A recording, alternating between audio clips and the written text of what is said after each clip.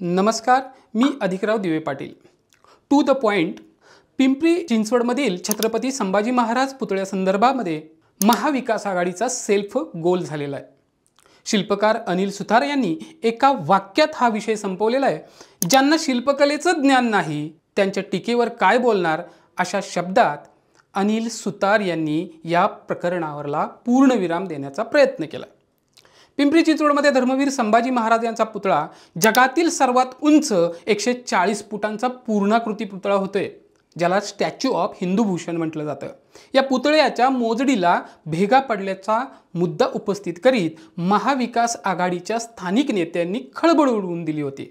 मात्र प्रख्यात शिल्पकार अनिल सुतार यांनी, ज्यांना शिल्पकलेचे ज्ञान नाही, त्यांनी केलेल्या टीकेला काय उत्तर देणार असा प्रश्न उपस्थित केला आणि या विषयावरती पडदा टाकला. परिणामी छत्रपतींच्या अस्मितेचं राजकीय भांडवल करणाऱ्या पिंपरी चिंचवड मवियाचा सेल्फ गोल झालेला आहे. छत्रपती संभाजी महाराज यांचा भव्य पुतळा पिंपरी चिंचवडमध्ये व्हावा यासाठी भोसरीचे आमदार महेश लांडगे यांनी पुढाकार घेतला होता. हा पुतळा महानगरपालिका प्रशासनाच्या माध्यमातून साकारला जात आहे. मोशीतील ज्या प्रस्तावित जागेमध्ये हा पुतळा उभारला आहे त्या पुतळ्याचे काम मार्च 2020 मध्ये सुरू झाले. हा पुतळा भोसरी विधानसभा क्षेत्रामध्ये येतो.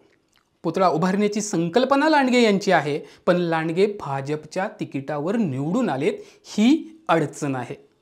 किंबहुना शहरातील भाजपचा स्ट्रॉंग नेता म्हणून त्यांची ओळख आहे. त्यामुळे आगामी विधानसभा निवडणुकीच्या निमित्ताने पुतळ्याच्या कामावरून भाजपा किंबहुना महायुतीला कोंडीत पकडण्याची रणनीती महाविकास आघाडीच्या स्थानिक नेत्यांकडून आखली जात आहे, असे निरीक्षण राजकीय जाणकार नोंदवतात. दरम्यान शहरातील प्रसारमाध्यमातील काही मातब्बर पत्रकारांनी छत्रपती संभाजी महाराजांचा पुतळा आणि त्याच्या कामाबाबत अनेक प्रश्न उपस्थित केले. त्यामुळे संशयाची सुई आणखी तीक्ष्ण झाली. पण मेनस्ट्रीम मीडियातील पत्रकारांनी या प्रकरणाचे गांभीर्य लक्षात घेतले, त्यामागील हेतूची शहानिशा केली आणि व्रतस्थ पत्रकारितेचा आदर्श घालून दिला. विश्वव्यापी आणि विश्वासार्ह माध्यम समूह असलेल्या टाइम्स ग्रुपच्या एका युवा पत्रकाराने छत्रपती संभाजी महाराज यांचा पुतळा ज्या कार्यशाळेमध्ये बनवला जातो त्या ठिकाणी प्रत्यक्ष भेट दिली. पद्मश्री व पद्मभूषण शिल्पकार राम सुतार यांची कार्यशाळा उत्तर प्रदेशमधील गाझियाबाद येथे आहे. या कार्यशाळेमध्ये संबंधित पत्रकाराने राम सुतार यांचे चिरंजीव प्रथित यश शिल्पकार अनिल सुतार यांची भेट घेतली, मुलाखत घेतली आणि वस्तुस्थिती जाणून घेण्याचा प्रयत्न केला. हे संपूर्ण महाराष्ट्रासमोर मांडले. काय म्हणाले आहेत शिल्पकार अनिल सुतार? जर संभाजी महाराज पुतळ्याच्या मोजडीला भेगा पडल्या आहेत असे सांगून कामाबाबत साशंकता निर्माण करणे हे चुकीचं आहे.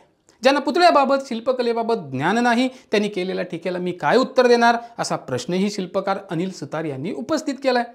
भारतात सर्वाधिक पुतळे आम्ही केलेले आहेत, ब्रांज या धातूला क्रॅक जाणार नाही असे म्हणणे चूक आहे. पुतळ्याचे पार्ट बनवलेले आहेत ते सुमारे 1,500 किलोमीटरचा प्रवास करून पुण्यात पाठवलेले आहेत.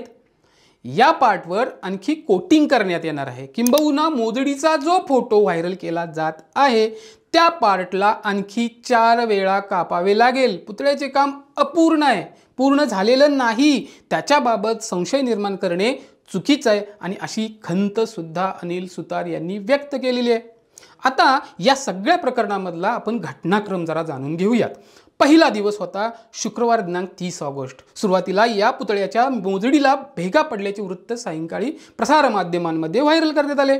मालवणमधील पुतळा प्रकरण चर्चेत असल्यामुळे पिंपरी चिंचवडमध्ये तशीच परिस्थिती निर्माण होईल असा दावा करण्यात आला. विषयाचे गांभीर्य लक्षात आल्याने महानगरपालिका आयुक्त शेखर सिंह यांनी प्रसारमाध्यमांना अधिकृत खुलासा आणि प्रेस नोट पाठवली. किंबहुना चुकीच्या वृत्तांवर विश्वास ठेवू नका असे आवाहनही केले. दुसरा दिवस उजाडला. तो दिवस होता शनिवार दिनांक 31 ऑगस्ट. राष्ट्रवादी शरद पवार गटाचे शहराध्यक्ष तुषार कामटे यांनी पुतळ्याचे काम जिथे सुरू आहे तिथे जिथे पार्ट हे ठेवलेले आहेत तिथे सकाळी भेट दिली, फेसबुक लाईव्ह केले आणि महायुतीच्या स्थानिक आमदारांना खडे बोलही सुनावले. मला राजकारण करायचे नाही असा दावा करताना आयुक्तांनी भाजपचे प्रवक्ते होऊ नये असा परस्पर विरोधी सल्लाही दिला. महत्त्वाचं म्हणजे याच दिवशी दुपारी महाविकास आघाडीच्या वतीने पत्रकार परिषद घेण्यात आली। यावेळी राष्ट्रवादीचे शहराध्यक्ष तुषार कामठे, भोसरीतील इच्छुक उमेदवार अजित गव्हाणे, सुलभा उबाळे आणि रवी लांडगे यांच्यासह पिंपरीतील इच्छुक उमेदवार सुलक्षणा शीलवंत प्रमुख उपस्थितीमध्ये होत्या।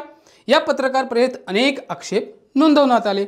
आता तिसरा दिवस रविवार दिनांक 1 सप्टेंबर रोजी राष्ट्रवादीचे शरद पवार गटाचे शहराध्यक्ष तुषार कामठे यांनी पुन्हा मोशीमध्ये पुतळ्याच्या ठिकाणी भेट दिली।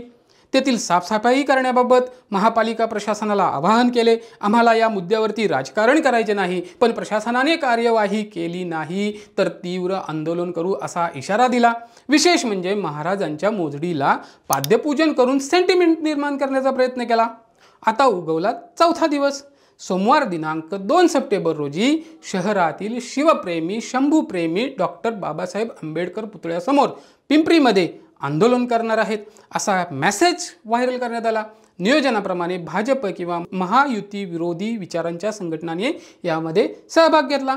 वरील सर्व घटनांचा घटनाक्रम पाहता तुषार कामठे यांच्या खांद्यावर बंदूक ठेवून शहरात छत्रपती संभाजी महाराज यांच्या नावाने राजकीय षडयंत्र रचले जात आहे का असा प्रश्न उपस्थित होतो। धन्यवाद।